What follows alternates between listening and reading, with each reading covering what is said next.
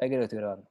Bueno, para la detección, para la prevención y para el tratamiento, esas son las cosas más importantes que quiero que nos llevemos. Entonces, los objetivos, quiero que nos llevemos a esta clase, es que rápidamente hagamos un repaso de los anestésicos locales para ver de qué estamos hablando, nada muy en profundidad. Repasar las dosis tóxicas de los mismos como para darle dimensiones a lo que usamos, ver cuáles son los tejidos más afectados y cómo se van a presentar, cuál va a ser la signosintomatología, conocer los factores de riesgo, conocer cómo podemos hacer para prevenirlo y con qué opciones de tratamiento contamos hoy en día. Así que comenzamos con el repaso. Brevemente, ¿qué son los anestésicos locales? Los anestésicos locales son un grupo de fármacos que bloquean tanto la generación como la propagación del estímulo nervioso en los tejidos, bloqueando en forma reversible principalmente los canales de sodio. Ese sería el mecanismo de acción, digamos, básico, ¿no? ¿Cuáles son? Si lo clasificamos desde un punto de vista químico, a ver si puedo hacer de un punto de vista químico, los dividimos en dos grupos, los que son, digamos, químicamente ésteres y los que son amidas. En el primer grupo tenemos a la procaína, ¿no? La tetracaína, cocaína, clorprocaína. Y en el segundo grupo, quizás los primeros un poco más en desuso, en el segundo grupo los que más utilizamos hoy en día, como la lidocaína, mepivacaína, bupivacaína, trilocaína, etidocaína y ropivacaína. Bien. En cuanto a la química, otra cosa que nos va a importar es el tema de la liposolubilidad, la unión de proteínas y el pKa. No vamos a ahondar en esto porque excede un poquito los objetivos de la clase, pero sí saber que variaciones en la liposolubilidad, variaciones en la unión de proteínas y variaciones en el pKa nos van a dar variaciones en los tiempos de latencia, los tiempos de acción y, digamos, la potencia de cada anestésico. Esto nos va a permitir dividir a los fármacos en los de baja potencia, potencia intermedia y alta potencia. Esto como para que tengamos un poquito de clasificaciones. Bien. Bueno, siguiendo con el repaso, ¿qué factores van a influir en la actividad de los anestésicos locales? Uno que nos va a importar particularmente es el tema de las dosis. Se sabe que a mayor dosis, mayor efecto, menor latencia y mayor duración del efecto, pero a la vez mayor toxicidad. Por eso vamos a tener que encontrar el equilibrio entre las dos cosas. Vamos a ver que hay muchos aditivos de los cuales nosotros nos podemos agarrar para aumentar, por ejemplo, la vida media, no la vida media, aumentar la duración de los bloqueos, como es, por ejemplo, lo que es la epinefrina, ¿no? O, por ejemplo, el fentanilo, ¿no? Por ejemplo, la idea siempre está en, de alguna forma, aumentar la duración del bloqueo. Básicamente, en el caso de la EPI, lo que hace es vasocontraer la zona adyacente a donde se encuentra el anestésico local, disminuyendo la tasa de absorción, por ende, aumentando el tiempo en el cual el anestésico está actuando en la zona, ¿no? Después tenemos otros fármacos que se empiezan a ver cada vez más, como por ejemplo es el caso de la dexmedetomidina o la clonidina, que ahora se empiezan a estudiar como aditivos y que les agregan 2-4 horas de duración a los bloqueos por el efecto alfa-1 que tienen a nivel, digamos, nervioso.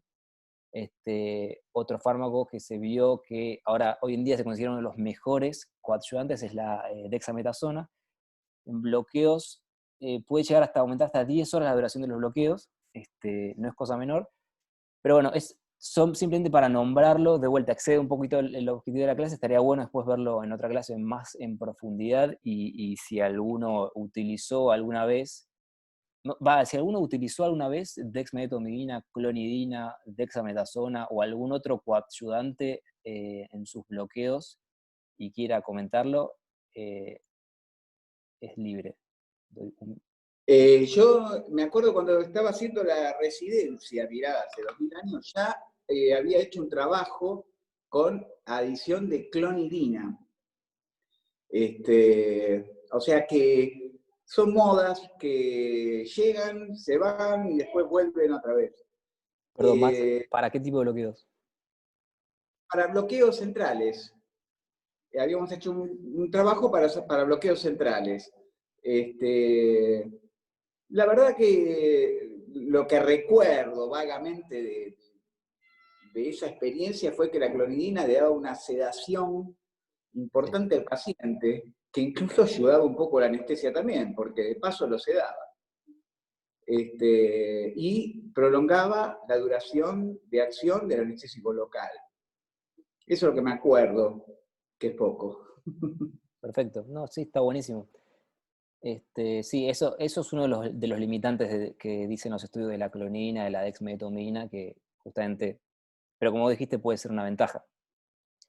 Eh, el que se vio que también la DEXA, no solo a nivel, digamos, perinervio actúa, sino que se vio que la infusión, o sea, la administración parenteral, no con la misma intensidad, pero también ayuda a mejorar la duración de los bloqueos. Así que a tenerlo en cuenta, y no, una DEXA no le va a hacer mal a nadie y quizás tiene muchos beneficios, ¿no? Bueno, Sí, Dexa, y sí, sí, hemos hecho en bloqueos periféricos, Charlie. Diluíamos en un potecito la Bupi, la Lido, y le poníamos una Dexa y hacíamos bloqueos periféricos. bien, A corto plazo no vimos muchas diferencias, la verdad. No, no sé, no me acuerdo de haber notado algo significativo. Era más o menos lo mismo. ok. Bueno, para tenerlo en cuenta, y estaría bueno después quizás dar otra clase y un poco más centrado a esto, que me pareció bastante interesante cuando lo leí.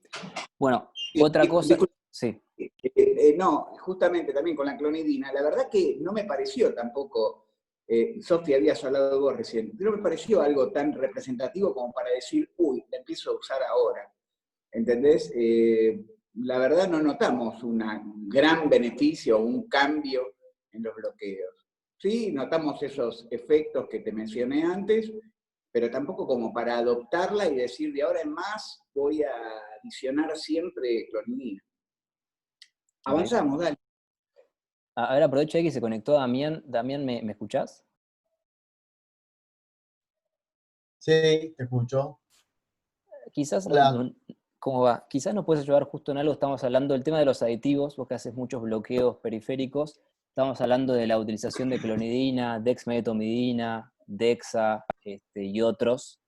Si tenés algo de tu experiencia que nos pueda sumar para prolongar la vida media o prolongar la duración de los bloqueos. Uy, es para una clase, escúchame. Sí, eh, te digo, bueno, hay un montón de trabajos. Lo que pasa es que hay cuestiones legales que no, Ah, el tema de off-label, por ¿no? ejemplo, claro, dexmedetomidina, por ejemplo, no está aprobada para el uso en pediatría. Independientemente de eso, yo sé que los anestesiólogos pediátricos la usan. Eh, por ejemplo, la ropivacaína, o sea, estoy hablando de cuestiones de ANMAT.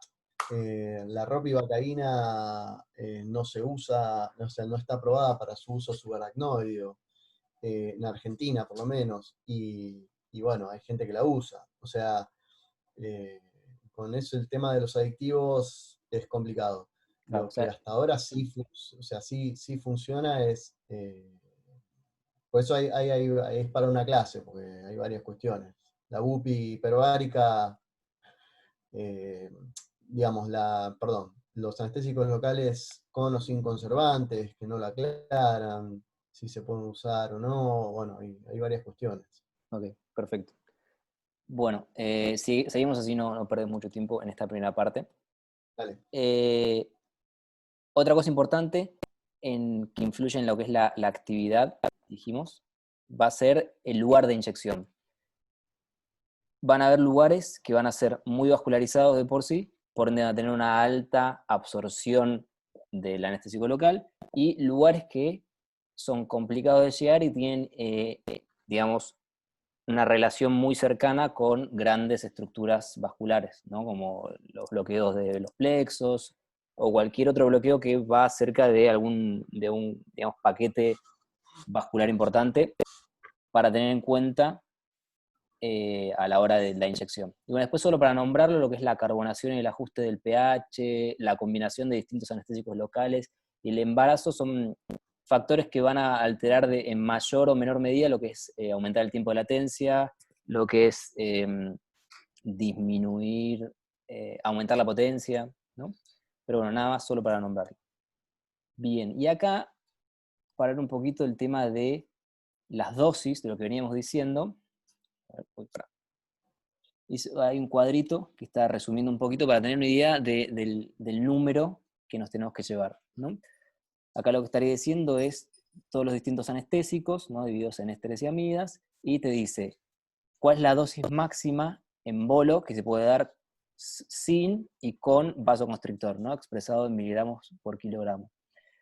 A ver, deberíamos saber todos, ¿no? Pero más que nada estar familiarizados con los que utilizamos generalmente, ¿no? Como es el caso de la lidocaína, ¿no? Y te dice que en dosis sin vasoconstrictor no deberíamos estar digamos, excediendo las dosis entre 3 a 4,5 miligramos por kilogramo, sin un vasoconstrictor.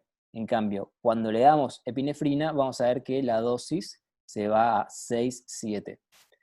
Bupivacaína tiene un margen un poquito más estrecho, ¿no? Nos vamos acá abajo, 2,5 sin vasoconstrictor, y como todos ya saben, no tiene en estos que son de acción un poco más larga, no tiene tanto peso el tema del vasoconstrictor. Si se fijan, no varía mucho la dosis que se puede utilizar, y tampoco excede mucho el tiempo, la duración del bloqueo.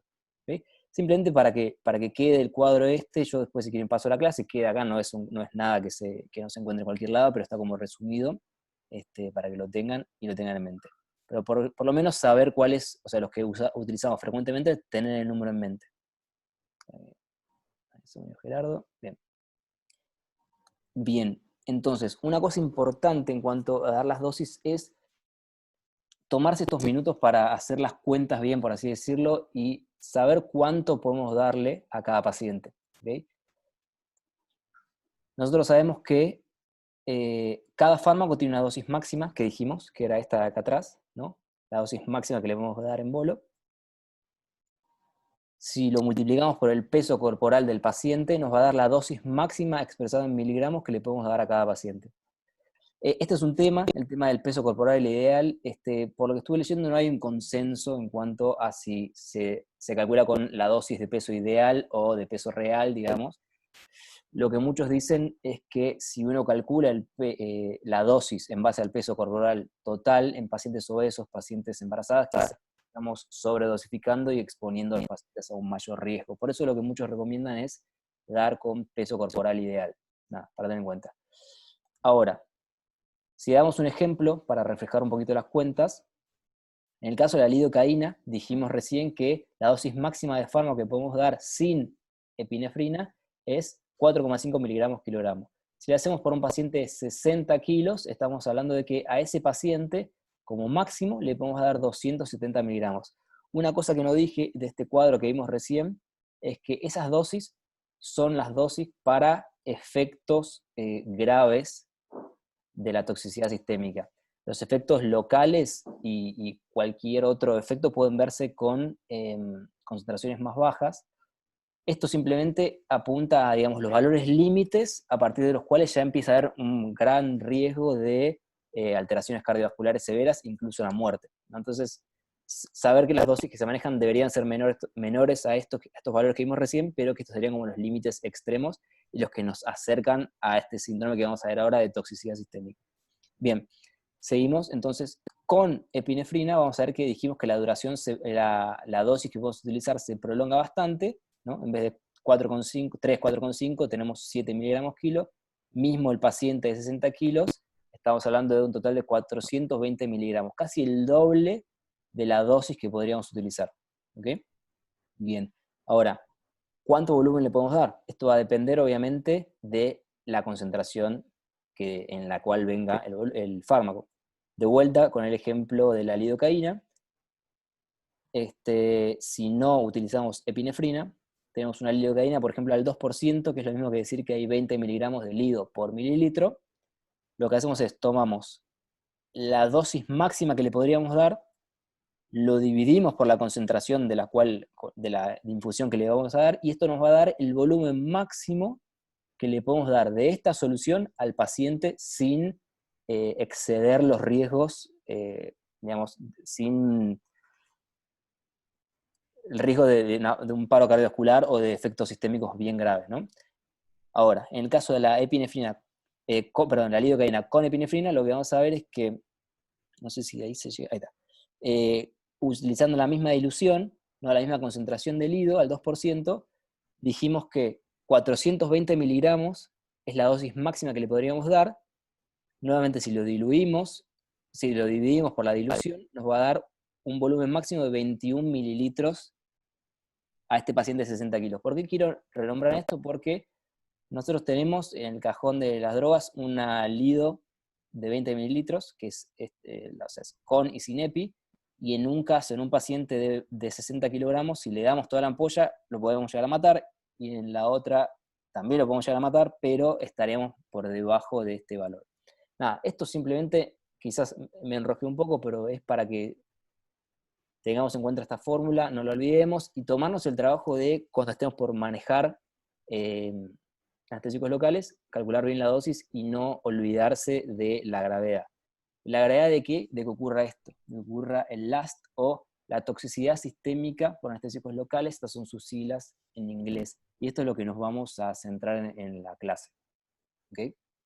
Bien.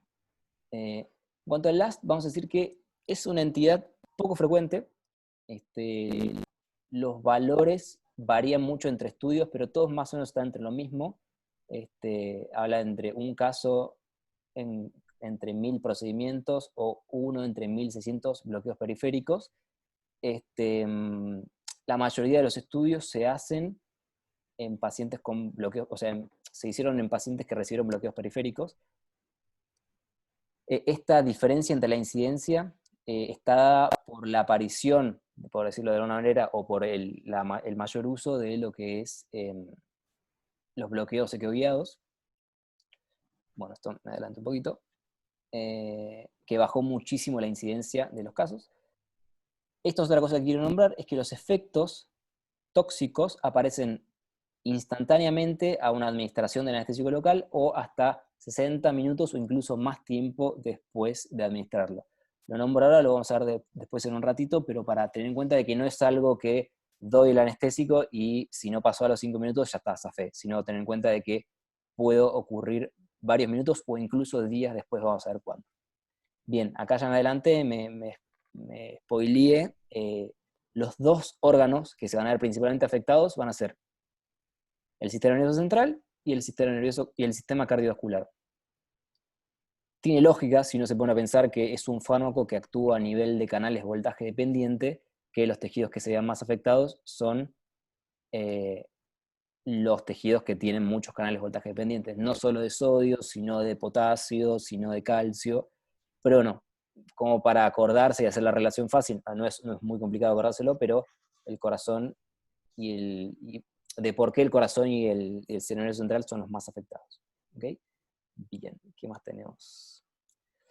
En los libros clásicamente se describe este avance progresivo, por decirlo de alguna manera, de la signosintomatología, en donde se dice que a medida que va aumentando la concentración de anestésico local en sangre, uno va viendo una aparición progresiva de, por ejemplo, arranca con un adormecimiento de lo que es la lengua, gusto metálico en la boca, empiezan a aparecer trastornos visuales, trastornos auditivos, tinnitus, mareos, vómitos, empieza la desorientación, fasciculaciones, convulsiones, pérdida de conciencia, paro cardiorrespiratorio, coma y eventualmente la muerte. Te da como, lo describen como en esta, digamos, escalera de eventos que van pasando. Hoy por hoy ya se sabe que no es tan así. La aparición, uno no tiene que quedarse esperando a que ocurra todo esto para decir, ok, tiene intoxicación sistémica por anestésicos locales, cuando está esperando a que aparezca el adormecimiento en la lengua, porque nos vamos a quedar sin paciente para el momento que llegue el paro cardiorrespiratorio si no lo pensamos antes, ¿no? Hoy lo que se vio es que ya no es tan así. Se vio que la aparición, esto es de un estudio bastante grande que se vio, un reporte de casos de un montón de pacientes, en donde se vio cómo son las apariciones, ¿no? Como, o sea, de cómo, con qué frecuencia aparece cada cosa. Una cosa que no dije es que el sistema nervioso central es más susceptible que el sistema nervioso, que el sistema cardiovascular, como estoy con eso, que el sistema cardiovascular a los efectos del anestésico local. Entonces, generalmente, las manifestaciones clínicas, digamos, mentales, por decirlo de alguna manera, o o que relacionan todo el sistema nervioso central van a ser las que aparecen primero, y generalmente preceden al colapso cardiovascular o preceden a las arritmias, toda la parte cardíaca. Eso en términos generales. Y lo que se vio es esto, que generalmente arrancan en un 43% de los casos arrancan solo con síntomas del sistema nervioso central, ahora vamos a ver cuáles. Lo siguen lo que sería una combinación de sistema nervioso central y sistema cardiovascular, y en la minoría de los casos aparecen las manifestaciones cardiovasculares como único síntoma, ¿no? Esta rareza tiene sentido cuando dijimos que es mucho más frecuente, es mucho más sensible el sistema nervioso central que el cardiovascular. Entonces, bien, ahora, ¿qué manifestaciones dentro de cada uno? Dentro de lo que es el espectro de las manifestaciones cardiovasculares, vamos a ver que está muy dividido, muy casi equitativo entre los distintos trastornos. La idea de esto, la gracia no es que sepamos qué porcentaje es de arritmias, de taquiarritmias, de trastorno de la conducción, sino el concepto que quiero que nos llevemos es que cualquier alteración cardiovascular que tengamos, sea de algo que no nos gusta del electro, sea alteraciones en la frecuencia de la TA, luego de haber utilizado anestésicos locales, ya sea para un bloqueo o para lo que fuese, tener en cuenta que, o sea, poner en nuestro espectro de posibilidades, en nuestro diagnóstico diferencial, la probabilidad, o sea, nos tiene que alertar un poquito de que quizás es una intoxicación, ¿no? Esa es la idea. Entonces, el concepto, cualquier alteración cardiovascular que aparezca instantáneamente o tiempo después de dar un anestésico local, podría deberse a una intoxicación. Y a nivel del sistema nervioso central, sí se vio que hay una mayor frecuencia digamos, de presentaciones con lo que son las convulsiones, ¿no? Empiezan con fasciculaciones que rápidamente evolucionan a convulsiones, pérdida de conciencia, lo sigue en frecuencia, y después, en menor frecuencia, lo que dijimos que, según los libros, aparecía al principio, ¿no? Todo esto, el pródromo de la sensación, el hormigueo en la boca, del gusto amigdálico, el tinnitus, ¿no? Y raramente la agitación. El concepto de esto es olvidarnos de esta aparición progresiva de los síntomas, tener en cuenta de que puede arrancar directamente con convulsiones, puede arrancar directamente con un paro cardiorrespiratorio, pero bueno, con esto es lo que contamos, esto es lo que nos puede llegar a pasar, así que estar atentos de esto, ¿no? Bien, de acá nada más. Bueno, y una cosita que quería decir, que es lo que dije cuando podía aparecer entre el minuto y los 60 minutos de administrado, es que se vio, este es un estudio, una comparación de varios estudios que se hicieron, de lo que se vio es que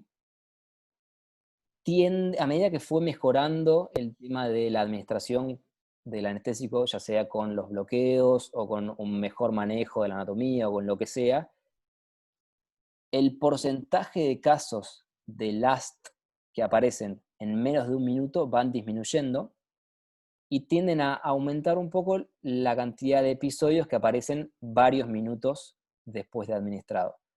No sé si se entiende, o sea, la idea es que a medida que se mejoraron las técnicas, las inyecciones intravasculares disminuyeron, básicamente, que ese es el momento en cual en menos de un minuto en intrabloqueo el paciente empieza a convulsionar cuando le mandamos una gran cantidad de anestésicos a un vaso. Como ahora mejoramos las técnicas y evitamos que pase esto, no pasa tanto, pero cuando damos dosis repetidas, cuando se acumula, cuando no tenemos en cuenta ciertos factores de riesgo, varios minutos después puede aparecer la toxicidad. Entonces, la idea de esto, el concepto a llevarse, es que si vamos a hacer anestésicos locales, tener en cuenta de que no es que pasó un minuto, no pasó nada, y estamos cuidados, no es que pasaron 5 minutos, no pasó nada, sino que si pasaron 20, 30 minutos y empezamos con toda la sintomatología que vimos recién, ten en cuenta que puede ser por esto, no es que nos olvidamos, no es que largó la cirugía y tiene se fibriló por otra causa, sino que pensar seriamente en esto y tenerlo en el radar para eventualmente tratarlo, ¿no? Bien. Bueno, dijimos que íbamos a ver un poco de los factores de riesgo a sufrir esta intoxicación. Vamos a ganar factores de riesgo que son propios del paciente, van a haber factores de riesgo que son propios del anestésico que utilizamos, y van a haber factores de riesgo propios del bloqueo que estamos empleando.